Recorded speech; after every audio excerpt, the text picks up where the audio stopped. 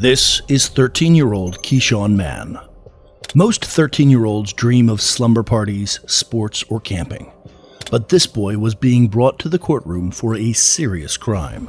On January 25, 2010, Keishawn shot and killed his mother's live-in boyfriend as he sat at his laptop at his Pine Vista Street home.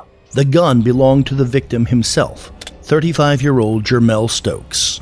In custody, Mann told therapists that Stokes sometimes beat him and his three brothers with a paint stick while his mother was gone. He also described that Stokes regularly abused his mother. This is the only way Keishawn's family could explain why a child with no criminal history did something so horrendous. That was his only way out. He didn't know no other way out. He was a young 13-year-old kid. He just turned 13. That's his only. He didn't know anything else to do. However, the police were not convinced of the abuse claim, nor were the victim's family. If there was any abuse, didn't nobody know it. And that kind of secret do not stay in a closet like that. At the age of 13 years old, Keishawn became the youngest child in Kent County to be convicted of murder. Chaos erupted in the courtroom at the sentencing when Keishawn's mother addressed the court explaining why her son was forced to act in such a way. But obviously, after it all comes out, he was treated in ways that I had no clue of. This is the shocking moment that turned into a courtroom drama. That angered relatives of the victim, Jermell Stokes, leading to a scuffle. Deputies wrestled Keishawn Mann's uncle to the floor and handcuffed him before restoring order. This is 19-year-old Seandell Jackson, cursing and laughing in a courtroom. Jackson was charged with the intentional homicide of UWM student Nathan Potter. On July 6, 2009, Seandell Jackson and another man, Derek Thomas, tried to rob Potter and shot him after learning that he wasn't carrying any money. Jackson was caught after his own uncle tipped off the police about his whereabouts. He was facing a mandatory life sentence since he was the man who pulled the trigger leading to the death of Potter. In court, Jackson's mother was seen begging for leniency on his sentence. I can't imagine what that mother is going through. I never had a clue that my child had anything to do with it. My son is not a monster. He is not a monster. The victim's family, however, differed in their opinion. We are inclined to believe they were not wrong, considering the swears and smiles that came from the remorseless killer. See how evil Seandell is in court, looking at us, swearing at us, and smiling. Jackson and his family were hoping for a chance at parole, but the judge handed him a life sentence without the possibility of parole, sparking a massive outburst in the courtroom. His family continued to scream as deputies had to subdue Jackson with pepper spray. One member of his family screamed at the Potter family as she was led out of court.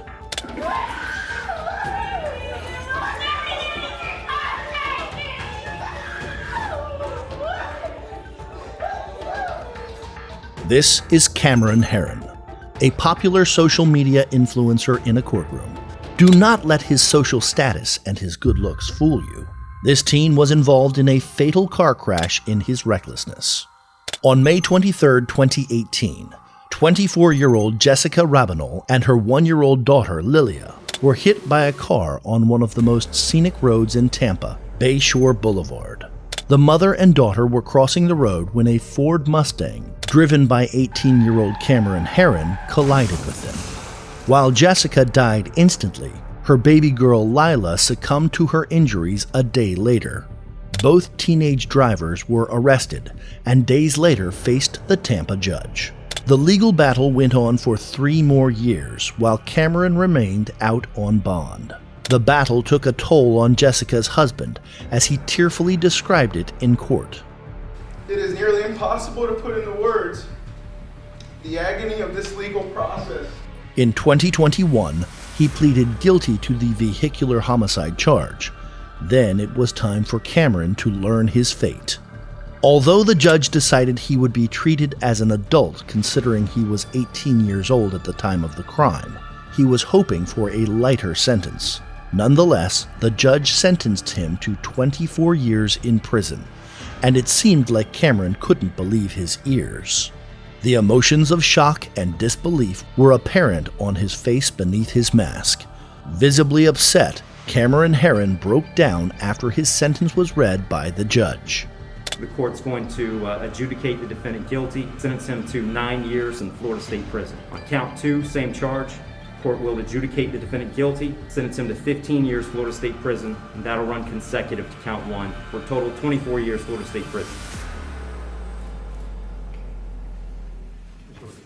This is 17-year-old Lance Dyer. On March 21st, 2013, Dyer was involved in a high-speed chase with Dayton police officers.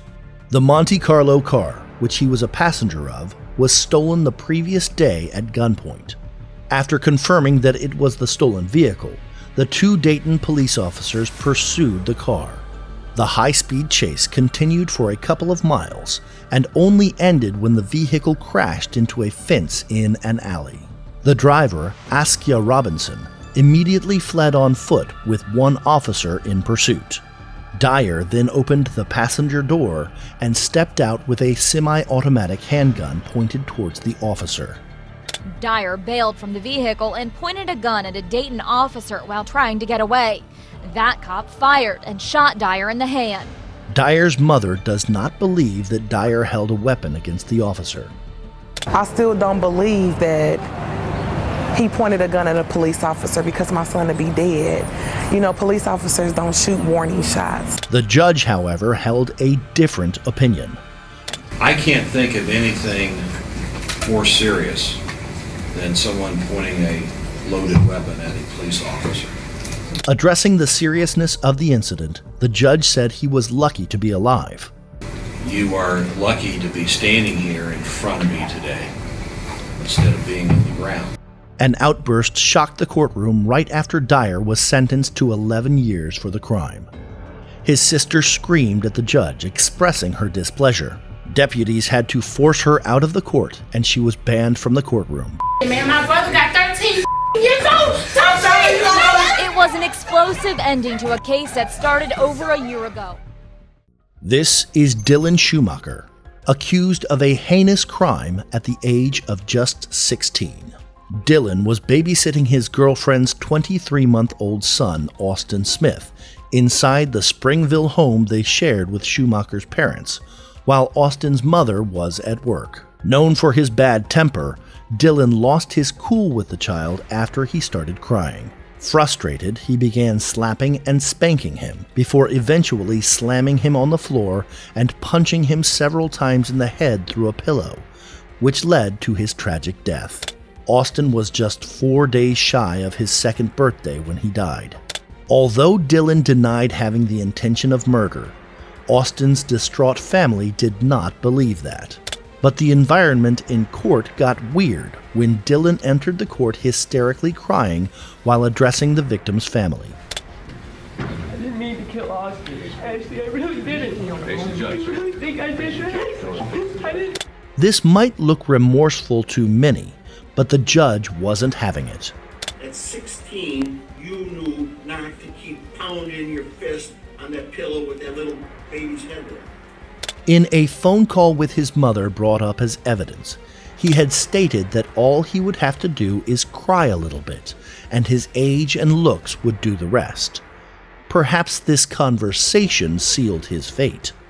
The judge called him a manipulator who minimized his actions instead of taking responsibility and ended up sentencing him to 25 years to life. That you minimize your actions, that you are a manipulator, and you try to deceive. The judgment of this court that upon your conviction for the crime of murder in the 2nd degree, the court hereby imposes a minimum sentence of 25 years.